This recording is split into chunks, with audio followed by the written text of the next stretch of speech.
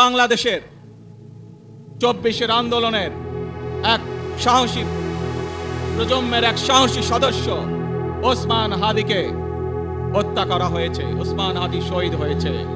প্রিয় ভাই বোনেরা, ওসমান হাদি চেয়েছিল এই দেশের মানুষের জন্য গণতন্ত্র প্রতিষ্ঠিত হোক, এই দেশের মানুষের গণতান্ত্রিক অধিকার প্রতিষ্ঠিত হোক, এই দেশের মানুষ তাদের গণতান্ত্রিক এবং অর্থনৈতিক অধিকার ফিরে পায়।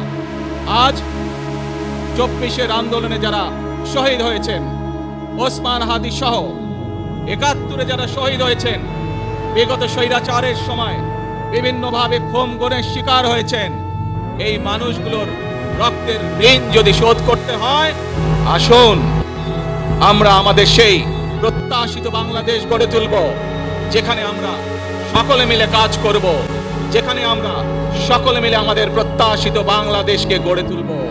প্রিয় ভাই বোনেরা, বিভিন্ন আধিপত্যবাদ শক্তির গুপ্তচরেরা বিভিন্নভাবে ষড়যন্ত্রে এখন লিপ্ত রয়েছে।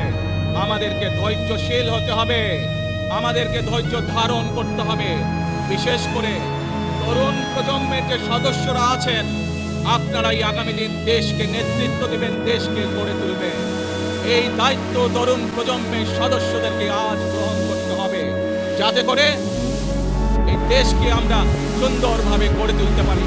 শক্ত ভিত্তির উপরে, গণতান্ত্রিক ভিত্তি, শক্তিশালী অর্থনৈতিক ভিত্তির উপরে যাতে এই দেশকে আমরা গড়ে তুলতে পারি। প্রিয় ভাই বোনেরা, আমার সাথে আজকে মঞ্চে এখানে বহু জাতীয় নেতৃবৃন্দ বসে আছেন। আসুন আজকে আমরা দুহাত তুলে আল্লাহর দরবারে দোয়া করি, আল্লাহর রহমত আমরা চাই।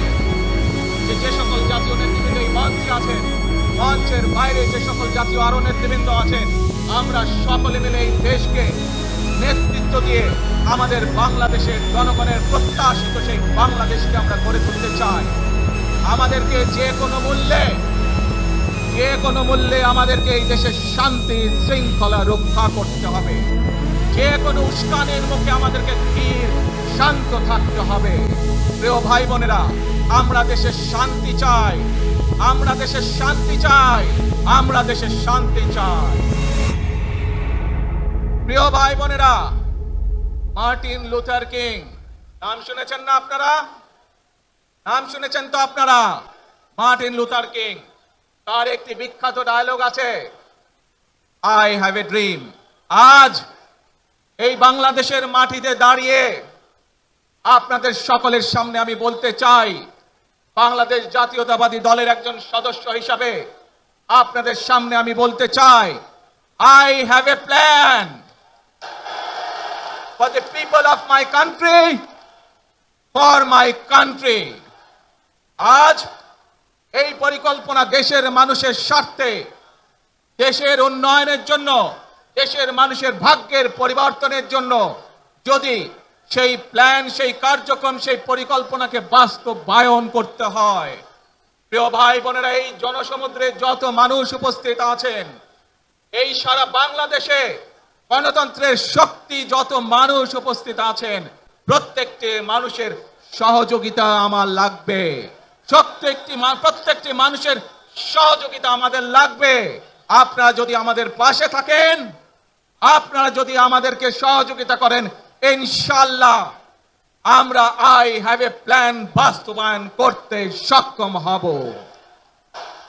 আসুন আমরা আল্লাহ রাব্বুল আলামিনের দরবারে হাত তুলে প্রার্থনা করি, আমরা জানো, হে রব্বুল আলামিন, হে একমাত্র মালিক, হে একমাত্র পরওয়ারদিগার, হে একমাত্র রহমত দানকারী, হে একমাত্র সাহায্যকারী, আজ আপনি যদি আমাদেরকে রহমত দেন, তাহলে আমরা এই দেশের মানুষ কঠোর পরিশ্রম করার মাধ্যমে আমাদের প্রত্যাশিত বাংলাদেশকে গড়ে তুলতে পারবো।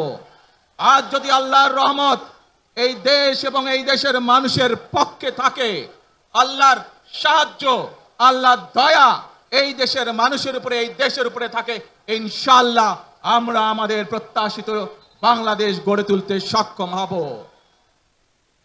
প্রিয় ভাই বোনেরা, আজ আসুন আমরা সকলে মিলে প্রতিজ্ঞা করি যে ইনশাআল্লাহ আগামী দিনে দেশ পরিচালনার দায়িত্বে যারা আসবে, আমরা সকলে নবী করিম সাল্লাল্লাহু আলাইহি সাল্লামের যে ন্যায়পরায়ণতা, সেই ন্যায়পরায়ণতার আলোকে আমরা দেশ পরিচালনার সর্বোচ্চ চেষ্টা করব। প্রিয় ভাই বোনেরা, আজ আপনারা জানেন এখান থেকে আমি আমার মা দেশনেত্রী খালেদা জিয়ার কাছে যাব। একটি মানুষ, যে মানুষটি এই দেশের মাটি, এই দেশের মানুষকে নিজের জীবনের থেকেও বেশি ভালোবেসেছেন, তার সাথে কি হয়েছে আপনারা প্রত্যেকটি মানুষ সে সম্পর্কে অবগত আছেন। সন্তান